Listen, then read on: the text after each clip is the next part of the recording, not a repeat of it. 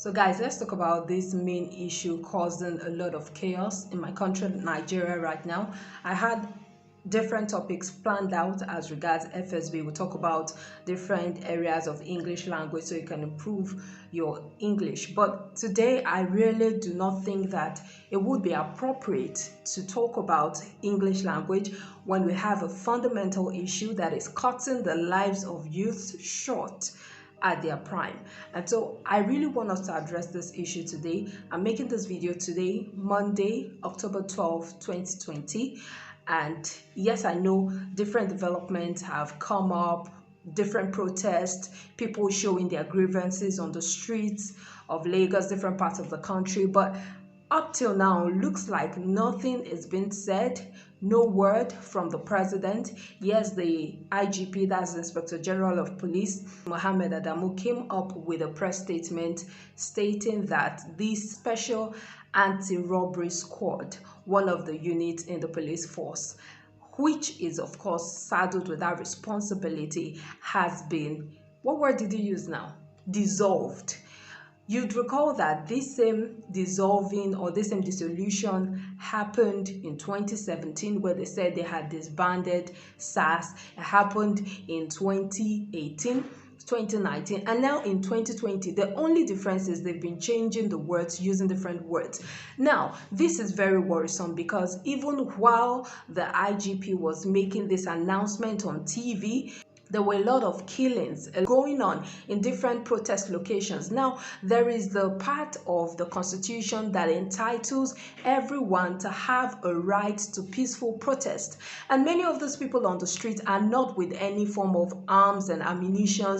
They just go with their phones. And then in the end, many of them do not, or some of them do not come home the same way they left their houses. Many of them sustained injuries. Many lost their lives. So if you're not in Nigeria, you may have been seeing the ENDSARS hashtag. Right now, it's been changed to the SARSMUSTEND hashtag. I think the reason given for the change was because they said the other ENDSARS hashtag had been compromised and then they had to change it to SARSMUSTEND. So let me tell you what SARS really means. Special Anti-Robbery Squad. That's SARS, the acronym for Special Anti-Robbery Squad. And so this is one unit of the police force that is supposed to protect the citizens from robbery attacks. And so their focus is supposed to be on armed robbers and ensure that citizens are protected from these people. Well, report has shown that these people have changed their focus from armed robbers to now attacking youths who perhaps have good phones, who have good cars, who are looking good, who have dreadlocks, who are living their good lives.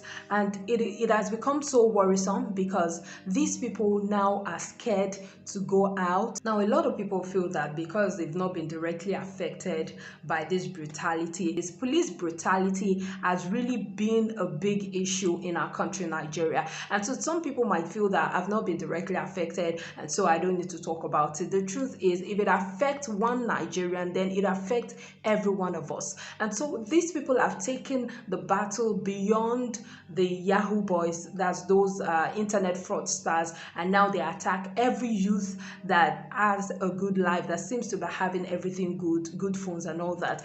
I saw a particular video yesterday where a policewoman called into a radio station and then she was talking about the fact that they don't pay them well, they don't live good lives. Those in the National Assembly just go there to say yay and nay, and then they get fat pays and they do not get well remunerated. But the question is that enough reason to kill people's children, to cut their destinies short just because you're not being paid well? I think the battle is just a form of misplaced priority. If they're not happy with their take-home pay, the solution, or those whom they are supposed to take their grouses to, should be the federal government and not to these youth. And so it is really worrisome. I must state here that I'm very proud of the Nigerian youth. They have really been outspoken this time. Before, it used to be a one-off thing. One person dies and then people mourn, talk about it for a while, and then it's forgotten. But right now, the Nigerian youth are showing that they are up to the task. They're going on the street, they're protesting on Twitter and every other social media platforms. And so if you are a Nigerian, even if you're not a Nigerian, because this has gone beyond Nigeria, the international community is now interested and are putting their focus on Nigeria. Even international news outfits. Another worrisome part is the fact that the number one citizen of the country, President Muhammadu Buhari, has not said a word about this issue. Now, this is very, very discouraging. Let me give you a snippet of what the president said. He eventually addressed the nation as regards the ENDSARS protest at around 1 p.m. I had already made this video before then, but I included this snippet while editing the video. And wrongful conduct by means of the Nigerian police force. The disbanding of SARS is only the first step in our commitment to extensive police reform in order to ensure that the primary duty of the police and other law enforcement agencies remains the protection of lives and livelihoods of our people. We will also ensure that all those responsible for misconduct or wrongful acts are brought to justice. We also deeply regret the loss of life of the young man in Oyo State during the recent demonstrations. I have directed that the circumstances of his death should be thoroughly investigated. Meanwhile, it is important to recognize that the vast majority of men and women of the police force are hardworking and diligent in performing their duties. The few bad eggs should not be allowed to tarnish the image and reputation of the force. Now, I personally feel that this has to start from the recruitment process, because yes, we're calling for them to scrap SARS totally, to take them out of the police unit, but where else? Where would they be? Where are they going to take these men to? Because if you put them back into the society, it can cause more harm, because these people can become armed robbers and perpetrate all manner of evil in the society. And so some people have suggested that SARS should be recruited or be redeployed. Yes, the IGP said that they were going to redeploy them into other units in the police, but that is one of the fears on the street, of the youth on the street. Where are you redeploying these people to?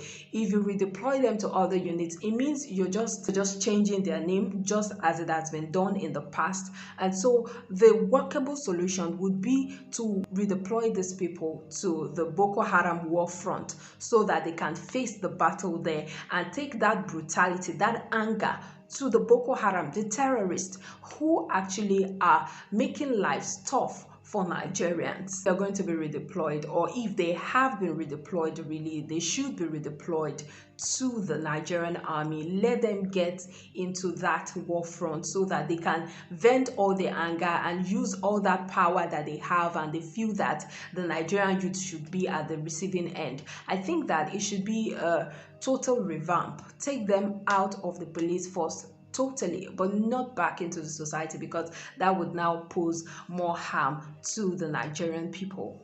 Finally, I think this is a really big issue, a fundamental structural issue that has to be tackled with a top-bottom approach. So a lot of people have been calling for the sack of the IGP, because look at all the wanton killings. A lot of youths have died. Very notable is the death of Jimoh Isiaq. May his soul rest in peace. It is really, really sad, because that is another sad news for another family, grief and sorrow in another family. We just pray that the Lord will grant them strength to go through these terrible, tough, difficult times. And I really look forward to seeing our older generation, our fathers, our mothers, get involved in this with their voices. Yes, you might not be strong enough to be on the street. You don't have to be on the street, but you could use the hashtag on Twitter. You could help those who are close to the government, help pass the message across. It is really, really disheartening that at this age and time we could be going through all of this. We saw what happened during the Black Lives Matter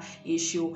All of them were involved, both the youth, the adults, and everyone. I just thought to put this out there because I'm really not happy. No Nigerian should be happy about what is going on. So aside the protests on the streets, aside all the agitations, we also need to pray for Nigeria, pray for the youths that are out there, because it's really not easy. And if you're protesting from your homes, please ensure you add the hashtags that I'm going to be putting on this video. You can see them on the screen. We need to ensure that this brutality stops.